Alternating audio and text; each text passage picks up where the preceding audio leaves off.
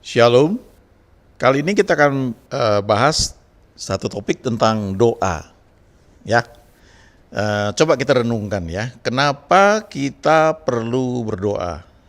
Saya punya teman dulu ya, kakak kelas, walaupun beda jurusan ketika saya kuliah.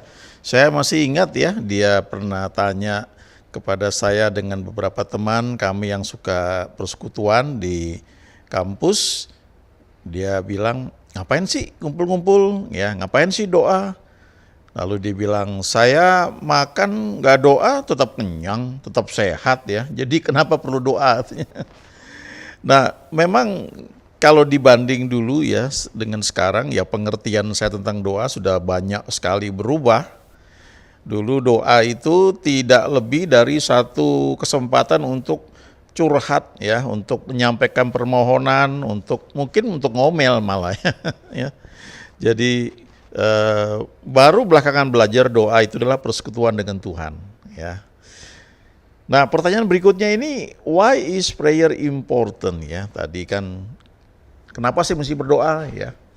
Lalu lebih ditegaskan lagi kenapa doa itu menjadi penting. Nah, kita baca di Alkitab, Tuhan sendiri waktu di kitab Kejadian ketika manusia jatuh dalam dosa, dia cari ya. Dia bertanya, di manakah engkau? Nah, apakah Tuhan nggak tahu mereka ada di mana, Adam dan Hawa waktu jatuh dalam dosa? Ya, mereka sembunyi dan Tuhan tanya, di manakah engkau? Ya, Tuhan tahu, tapi Tuhan mengharapkan komunikasi dengan ciptaannya untuk menyampaikan keadaan mereka ya. Doa itu satu komunikasi antara kita dengan Tuhan. Jadi ini bukan suatu kesempatan atau suatu saat ya yang baru kita pakai waktu kita butuh sesuatu ya. Waktu kita udah kepepet, waktu sakit misalnya nggak bisa berobat atau sudah ke dokter tapi nggak sembuh-sembuh ya, atau punya masalah di kantor yang sulit sekali nggak bisa tertangani, lalu akhirnya baru cari Tuhan ya, panggil orang untuk berdoa ya. Kadang-kadang suka dianggap itu seperti dukun ya, dengan sekali doa simsalabim langsung selesai, lalu kasih sesajen ya. Padahal tidak seperti itu. Doa itu kan satu persekutuan. Jadi ini lebih dari sekedar kita minta sesuatu, tapi doa itu menjadi penting karena itu adalah sarana komunikasi kita dengan Tuhan, pencipta alam semesta ini. Jadi itu satu privilege ya, satu hak istimewa. Lalu berikutnya ya, ini pertanyaan menarik juga. If God knows what you need, why pray? Kalau Tuhan sudah tahu dan memang Tuhan selalu tahu apa yang kamu butuhkan, kalau gitu kenapa mesti berdoa? Nah, kalau teman-teman, Bapak Ibu ya, punya keluarga, punya anak-anak, coba ingat-ingat ya, ketika anak-anak itu masih kecil, bagaimana kita memperhatikan, kita begitu peduli, begitu care, kita antusias waktu anak-anak itu mulai berjalan. Kita mengamati setiap langkahnya, persis seperti yang dikatakan di kitab Mazmur ayat 37. Tuhan menetapkan langkah-langkah orang yang hidupnya berkenan kepadanya. Apabila ia jatuh tidaklah sampai tergeletak sebab Tuhan menopang tangannya. Ada terjemahan bahasa Inggris Amplified Bible yang mengatakan bahwa Tuhan menyibukkan dirinya dengan setiap langkah kita. Nah, dia begitu care seperti kita kepada anak-anak kita. Lalu kita nantikan ketika anak-anak kita mulai bisa ngomong, kita mulai ajari ya, ketika mereka mulai mengucapkan beberapa suku kata, lalu kita ajarkan kata demi kata, kemudian untuk menata kalimat ya.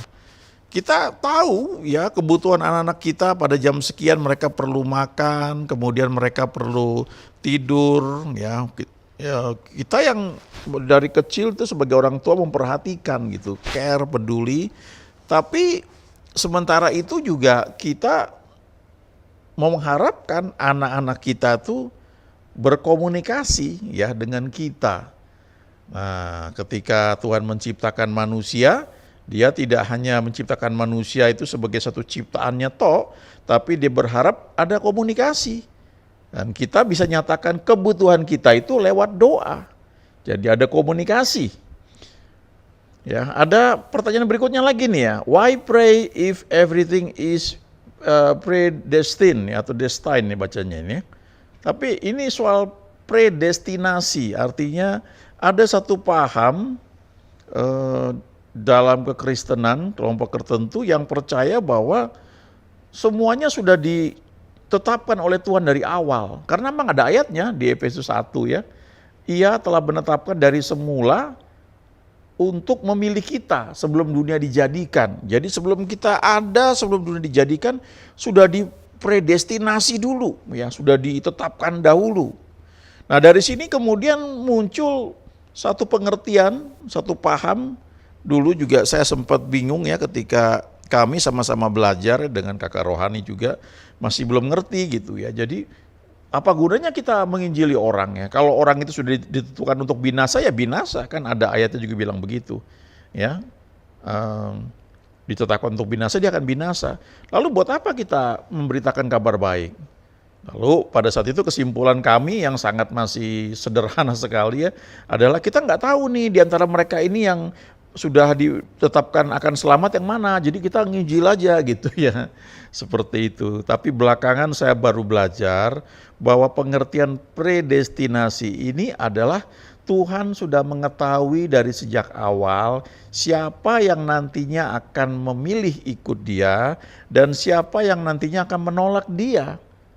Ya, tapi pilihan untuk mengikut Tuhan atau menolak Tuhan itu ada pada kehendak manusia masing-masing. Dan Tuhan tidak memaksa, Dia kasih pilihan. Dia ingin ciptaannya ini ketika memilih ikut Dia, itu bukan karena nggak ada pilihan, karena kita ini bukan robot.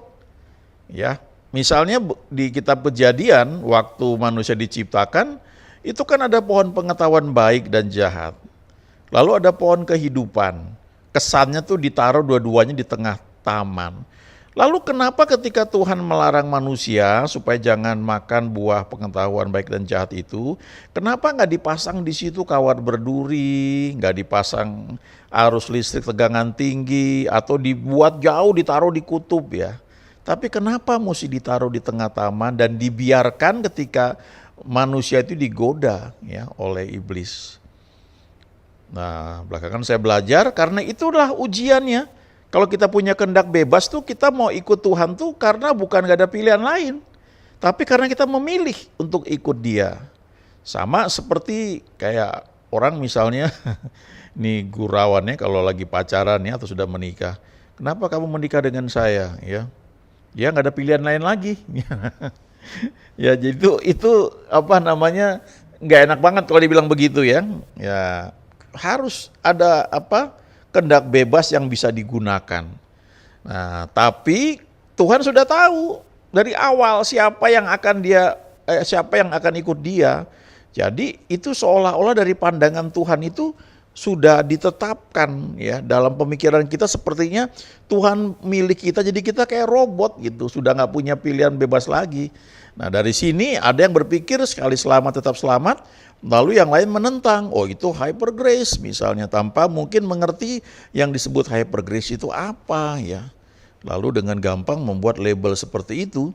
Ya, ada teman yang bilang kalau grace itu kalau nggak hyper dia bukan grace ya, karena itu memang mengherankan. Tapi kembali lagi ya, coba kita perhatikan ya. Why pray if God is sovereign ya? Mengapa kita berdoa kalau Tuhan itu maha kuasa? Ya, ada satu paham lain lagi yang bilang begini, semuanya terserah Tuhan. Dia maha kuasa, God is sovereign ya. Kita nurut aja, kita nggak bisa minta apa-apa, itu terserah Dia semuanya. Kalau ada bencana itu terserah Dia tahu yang terbaik. Makanya di asuransi itu ada klausal namanya, istilahnya itu kan force major ya. Tapi dalam bahasa lain itu disebut, kalau nggak salah, acts of God ya, tindakan Tuhan. Tuhan sudah menghendaki demikian gitu. Ya sudah apa boleh buat, Tuhan menghendaki. No, kita perlu belajar bahwa memang Tuhan Maha Kuasa, God is sovereign ya, tetapi ada hal-hal yang Dia nggak buat itu karena itu ada pada kehendak bebas manusia. ya. Dia nggak langgar itu. Ini mungkin sebuah buku ya, saya lihat di internet ya, saya sendiri belum tahu ini buku apa ya. Why Pray If God is Sovereign ya. Understanding Prayer Through the Lives of David and Saul. Mengerti doa melalui kehidupan dari Daud dan Saul. Nah, yang saya tahu ya, Daud itu adalah orang yang dikenal berkenan kepada Tuhan. Tapi sebelum ada Daud itu Tuhan pilih Saul lewat undian.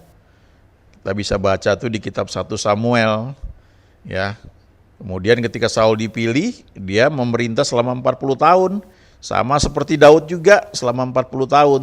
Tapi bedanya kalau kita pelajari, Saul itu kira-kira dia ikut Tuhan dengan sungguh-sungguh cuma sekitar 2 tahun. Habis itu dia melanggar, dia nggak banyak tanya Tuhan lagi. Tapi dia bertindak semaunya karena dia lebih menghargai posisi sebagai raja itu dibanding dia mau ikut Tuhan. Akhirnya pada satu titik Nabi Samuel berkata, Tuhan sudah menolak engkau dan Tuhan sudah memilih seorang yang berkenan ya di hatinya. Padahal kalau kita baca nubuat itu diucapkan ya mungkin sekitar 8 tahun ya kalau dihitung sebelum Daud itu lahir. Nah itu yang namanya seperti predestinasi, sudah ditetapkan. Padahal enggak, karena Tuhan sudah lihat jauh ke depan nanti ada orang namanya Daud, dia akan ikut aku dengan sungguh-sungguh. Ya, dia bisa melihat semuanya, tetapi itu kan Tuhan di luar waktu. Jadi dia bisa melihat dari awal sampai akhir kejadiannya seperti apa. Nah, kalau kita pelajari kehidupan Daud dan kehidupan Saul, nah peranan doa dalam hidup mereka tuh khususnya Daud terlihat sekali. Ya, bagaimana lewat berbagai peristiwa Daud juga berdoa, bergantung kepada Tuhan dalam setiap situasi sehingga akhirnya dia itu terbentuk menjadi orang yang kuat secara rohani. Dan pada akhirnya walaupun dia nggak sempurna, dia itu dikenal sebagai orang yang berkenan kepada Tuhan. Nah, kenapa dia bisa berkenan kepada Tuhan? Karena dia melakukan kehendak Tuhan. Dikatakan Daud itu melakukan kehendak Allah pada zamannya. Jadi dia melakukan kehendak Tuhan, dia tahu apa yang Tuhan mau dan pada waktunya, pada timing yang tepat. Jadi artinya bagaimana dia bisa tahu? Ya karena dia membangun hubungan dengan Tuhan. Dia nggak masa bodoh ya. Memang pada masa itu kan ada nabi yang juga memberitahu kepada Daud ya mesti bagaimana. Ada Nabi Nathan yang memperingatkan dia. Saul waktu itu sangat bergantung pada Nabi Samuel.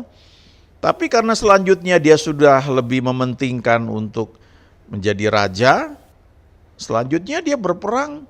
Dia nggak terlihat ya ada peranan Samuel lagi. Tapi Samuel berkata bahwa jauhlah daripadaku untuk berhenti mendoakan kalian semua. Jadi dia berdoa terus selama hidupnya walaupun yang jadi raja itu Saul dan nggak ada tanda-tanda kelihatan mereka berhubungan lagi ya. Sampai hari matinya dikatakan Samuel tidak melihat lagi Saul ya dan dia pedih hatinya. Lalu dia berdoa dan Tuhan bilang aku sudah pilih seorang yang berkenan kepadaku ya. Nah, kemudian kalau kita baca lebih lanjut ya, akhirnya Saul itu kalah ketika Samuel sudah mati ya. Jadi memang sebenarnya peranan Samuel itu yang membuat bangsa Israel itu tetap terjaga dengan baik. Nah, di internet ini ada menarik lagi. Ini mungkin buku ya atau apa ya, tapi menarik sekali ya. Saya coba tampilkan ini. Ini saya kira satu presentasi atau satu teaching ya, satu pengajaran mengenai doa. Introduction ya, pengantar. Ada 6 hal yang dibahas di sini. Yang pertama adalah what is prayer? Apa itu doa? Ya, doa ya kita tahu doa adalah komunikasi 2 arah antara kita dengan Tuhan. Doa itu bukan satu permohonan saja yang ditulis lalu kita baca berulang-ulang ya.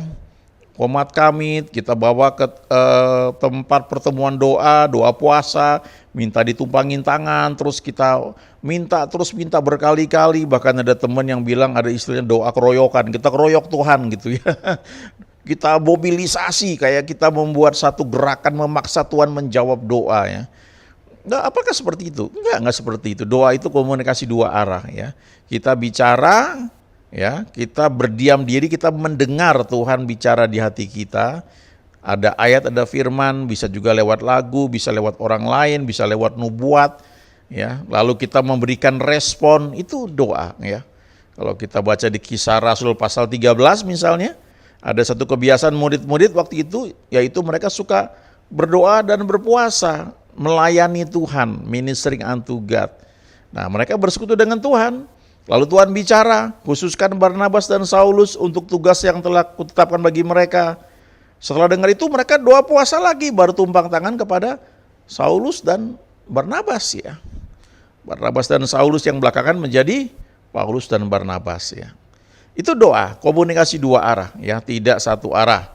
Ya. Yang kedua, why pray? Kenapa kita perlu berdoa? Ya karena memang kita dengan berdoa kita membangun komunikasi dengan Tuhan, kita mendengar Dia berbicara. Waktu Dia berbicara itulah rema. Matius 4 ayat 4 berkata manusia hidup bukan dari roti saja, tapi dari setiap rema yang keluar dari mulut Allah.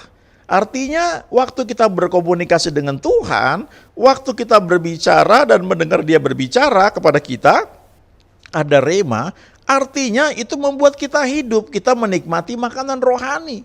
Jadi doa itu diperlukan karena memang itu satu sarana untuk kita bersekutu dengan Tuhan. Ya. Tipe-tipe doa apa saja ya? Kita bisa bagi macam-macam nih ya. Ada yang mungkin kalau dari segi ini ya doa puasa, doa kelompok dan sebagainya.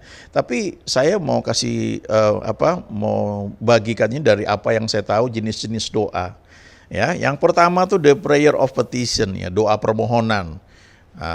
Kita minta sesuatu dan pada titik tertentu kita tahu bahwa doanya dikabulkan karena ada ayatnya, ya, doa iman. Jadi waktu sekali kita udah berdoa kita tahu ya sudah dikabulkan, yes, sisanya itu adalah pengucapan syukur ya. Mengakui bahwa itu sudah kita terima. Sebagai contoh paling praktis begini, ya kita berdoa minta anak misalnya ya, waktu menikah belum punya anak. Lalu setelah berdoa beberapa lama, lalu istri hamil. Nah berarti itu sudah tanda-tanda kan, dia sudah dijawab. Nah kita mengucap syukur. Lalu doakan supaya kelahirannya dengan bisa lancar. Jadi kita nggak bilang doa minta anak lagi, orang sudah hamil kok ya, tinggal tunggu waktunya melahirkan. Lalu ada doa syafaat, ya doa syafaat mendoakan orang lain, ya bukan untuk diri kita. Nah ini perlu berulang-ulang karena melibatkan kehendak bebas orang lain. Ya kemudian ada doa pujian penyembahan, ada doa dedikasi, mempersembahkan hidup, ada doa mencari kehendak Tuhan. Nah itu beda dengan doa iman. Kalau kita doain orang dapat ayat untuk kesembuhan, jangan kita bilang lagi apakah kehendakmu Tuhan untuk orang ini sembuh ya. Kita percaya bahwa Tuhan datang, Dia sudah bayar itu di kayu salib. Ya, kita harus bedakan ini antara doa mencari kehendak Tuhan dengan doa iman. How to pray? Bagaimana cara berdoa? Ya mulai berdoa, mulai menyatakan isi hati. Kita perlu ingat bahwa dasar kita berdoa adalah nama Yesus. Karena nama Yesus itulah seperti kunci ya, master key untuk kita masuk ke dalam setiap ruangan yang ada di surga dan memperoleh apa yang Tuhan janjikan bagi kita yang percaya ya. Contoh-contoh doa di Alkitab banyak ya, ada Daniel, bisa belajar dari Alkitab ya. Kita bisa lihat Daud di kitab Mazmur banyak sekali ya, lalu kita baca Nehemia juga dan banyak hal. Abraham juga berdoa. Nah, tips dalam praying apa ya? Banyak tentunya ya, tapi apa yang saya pelajari semakin lama, saya semakin sadar bahwa Tuhan itu sangat baik. Bagian kita ini adalah menyesuaikan antena rohani kita supaya sesuai dengan kehendak Dia. Jadi semakin mengerti ini, semakin jarang kita minta sesuatu karena kita mengerti bahwa itu Dia sediakan buat kita. Dan kita bisa mengucap syukur untuk hal itu. Dan akhirnya ini akan membawa kita untuk selalu berkata bahwa Tuhan, aku mengasihimu. Dan ini menjadi satu pernyataan hati yang sering kita keluarkan lewat lagu-lagu ya. yang menyatakan bahwa kita mengasihi Tuhan. Kenapa kita mengasihi Tuhan? Karena Dia baik, Dia lebih dulu mengasihi kita, dan Dia selalu punya rencana yang indah, yang baik buat kita. Apapun yang terjadi, yang kita alami, selalu God is good all the time. Haleluya, amin.